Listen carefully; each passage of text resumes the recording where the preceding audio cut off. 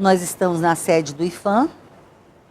O IPHAN é o Instituto do Patrimônio Histórico e Artístico Nacional, que nasceu em 1937, com essa incumbência de tratar do patrimônio cultural brasileiro. De que forma tratar do patrimônio? Através de orientações, através de reuniões, através da promoção do conhecimento, através das políticas culturais. E aí nós temos diversos afazeres nesse sentido. A Superintendência de Goiás nasceu no ano de 2000. Até 2001, ela ficou vinculada a Brasília, mas depois, em 2002, ela já veio para Goiás. O Brasil está dividido em 27 superintendências, em todos os estados, mais o Distrito Federal.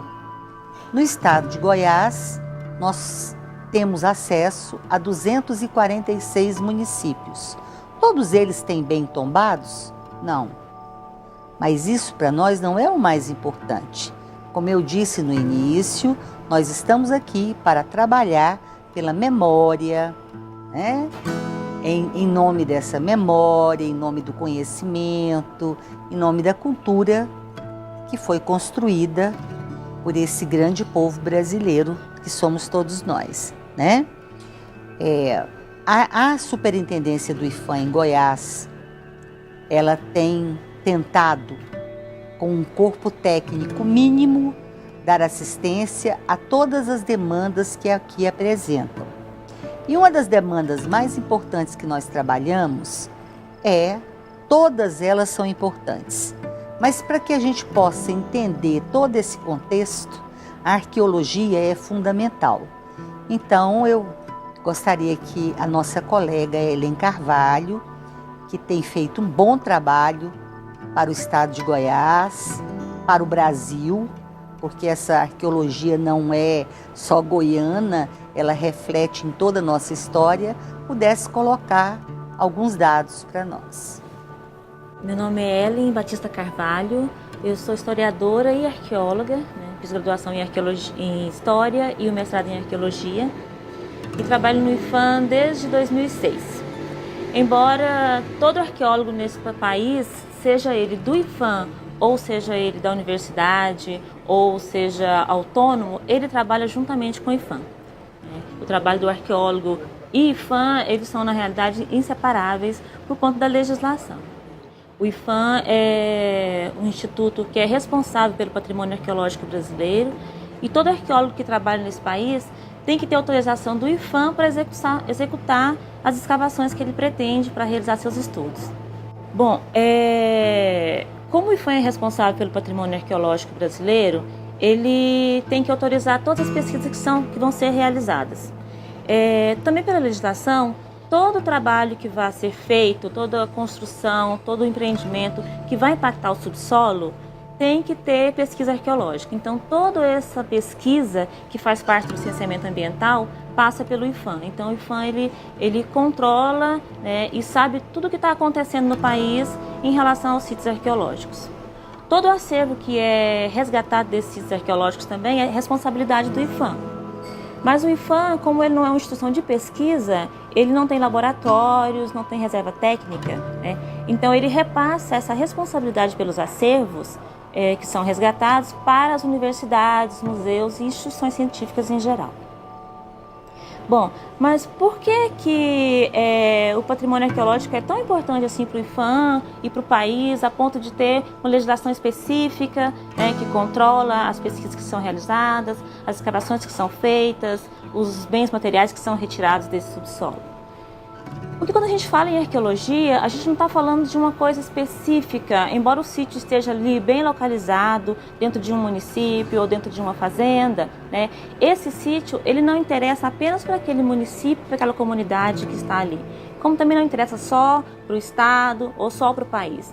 O patrimônio arqueológico, ele é um patrimônio de interesse mundial, porque ele fala de uma história que não está contada em livros, que não está registrada. Ela fala de uma história que vem aí no caso de Goiás, 11 mil anos atrás. No caso do Brasil, de um modo geral, hoje em dia a gente fala em 50 mil anos, né? Da América em 100 mil anos. Então a gente está falando de uma história muito mais antiga e que interessa para o mundo inteiro, né? A gente está falando embora eu não goste muito dessa palavra, mas da evolução do ser humano, né? E da ocupação do território. Mas falando aqui de Goiás, a gente tem uma história que ela começa mais ou menos há 11.500 anos, que é a data mais antiga que a gente tem para um sítio arqueológico em Goiás. Podem haver outros sítios mais antigos, né? Mas até o momento a data mais antiga e aceitada é essa de 11.500 anos, que é para o município de Serranópolis, né? Que é uma área que foi densamente ocupada de 11.500 anos até 1.000 anos atrás. Então a gente tem sítios arqueológicos de uma ocupação densa contínua, né? É uma das áreas mais importantes para a arqueologia de Goiás e para a arqueologia brasileira. Além de Serranópolis, a gente tem diversas outras áreas com sítios arqueológicos antigos aqui, né? Que tem áreas com pinturas rupestres, com gravuras. Então a gente tem Mara Rosa, tem Formosa, tem Caiapônia, Palestina, né? Bom, e várias outras áreas, né? Infelizmente, muitas delas hoje estão debaixo d'água das hidrelétricas, como é o caso de Serra da Mesa, que a gente tem sítios muito antigos lá, né? E que hoje está embaixo d'água. Então, todo esse trabalho, né, ele é registrado pelo IPHAN, né? A gente tem todos os trabalhos que foram realizados pelas equipes que realizaram as pesquisas, tem os relatórios, tem as datações, tudo fica aqui no arquivo do IPHAN. E tudo isso é um arquivo público, né? Esses relatórios, todas essas informações, elas estão disponíveis para quem quiser vir aqui pesquisar. Para qualquer pesquisador arqueólogo que queira trabalhar com isso, ele pode vir e pegar os relatórios aqui, ou para a própria comunidade que tiver interesse em saber, olha, tem esses arqueológicos na minha região, tem quantos anos esses sítios, pode vir no IPHAN, que o arquivo é público, qualquer um pode ter acesso a esses dados. Além desses sítios mais antigos, né, em Goiás a gente fala em 3 momentos de ocupação, né? Então tem os sítios mais antigos, que são caçadores-coletores, população nômade, que não estabelecia aldeias, que vivia andando de um lugar para o outro, que caçava e pescava e coletava alimentos no cerrado. Então a gente tem vários sítios em grutas, em abrigos, e que muitos desses também têm pinturas rupestres, a maioria tem, né? Os sítios de caçadores-coletores, os mais comuns são entre 11.500 anos e 8.000 anos. Depois de 8.000 anos, até 3.000 anos, a gente tem uma fase de transição, em que começam a ter pequenas aldeias, né? Mas, confirmadamente, através de pesquisas, a partir de 3.000 anos a gente já começa a ter grandes aldeias, né? A gente já sabe que nesse período de 3.000 anos já tinham aprendido a domesticar as plantas, já faziam agricultura, já faziam cerâmica, né? E isso possibilitava que os pequenos grupos de 8.000 anos atrás, né, que eram pequenas famílias, grupos de 10, 20, 30 pessoas que andavam de um lugar para o outro, a descoberta da agricultura, da cerâmica, fez com que eles pudessem viver em grupos maiores, né, criar aldeias, que começaram com pequenas aldeias, depois viraram grandes aldeias, onde podiam viver aí 1.000 pessoas, 2.000 pessoas. Aqui em Goiânia a gente tem um sítio muito famoso, que é o sítio no Vale dos Sonhos, um bairro aqui de Goiânia, que quando foram construir as casas, descobriram que era uma antiga aldeia. E a pesquisa descobriu que lá vivia em torno de 2.000 pessoas, pelo tamanho da aldeia, né, e pelos objetos que foram encontrados. É mais ou menos a quantidade de pessoas que vivem lá hoje. Então, o território ele é continuamente reocupado, né, em vários momentos da nossa história. O terceiro momento que a gente trabalha na arqueologia aqui em Goiás é o período histórico. A gente fala em período histórico por conta da chegada dos colonizadores em 1500, né? Depois aqui em Goiás em 1700, com a descoberta do ouro, com os bandeirantes, as primeiras vilas, as primeiras cidades, a mineração. Então a arqueologia histórica trabalha esse período que já é conhecido pela história. Mas o que a arqueologia histórica trabalha nesse período? A gente já tem os livros, já tem os documentos históricos, já tem os arquivos, né? A arqueologia nesse período ela trabalha com a cultura material, com aquilo que ficou de lixo, né? Aquilo que foi deixado por essas pessoas.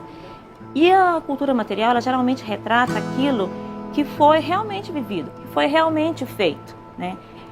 A gente costuma dizer que uma coisa é aquilo que nós falamos sobre nós mesmos, aquilo que nós escrevemos nos nossos diários, aquilo que publicamos nos jornais, e outra coisa é aquilo que a gente faz na nossa casa, aquilo que a gente come, como que a gente vive com a nossa família, né? Os objetos que a gente tem. Então, o que está ali na nossa casa fala o que é realmente a nossa vida, o que é realmente a nossa história.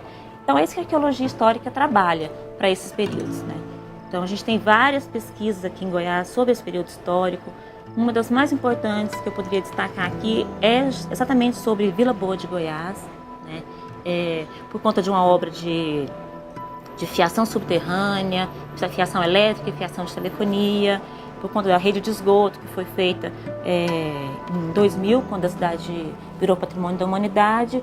Uma das exigências da Unesco era que se fizesse toda a fiação fosse subterrânea para desobstruir a vista, né, dos edifícios, e que também se fizesse a rede de esgoto na cidade, que até então ela não tinha. E uma equipe de arqueologia foi acompanhar todo esse trabalho. Então a cidade ela foi rasgada de ponta a ponta. Então é uma das cidades aqui em Goiás e uma das poucas no Brasil que a gente tem um mapa da cidade. A gente sabe tudo que tem no subsolo daquela cidade. A gente sabe a questão geológica, né, do tipo de solo que tem lá. A gente sabe onde se encontram os vestígios arqueológicos, onde tem mais louça, onde tem mais cerâmica, né? E essa pesquisa descobriu uma coisa muito interessante sobre Goiás, que foi a participação do negro, né, na vida da cidade, na construção da cidade, né?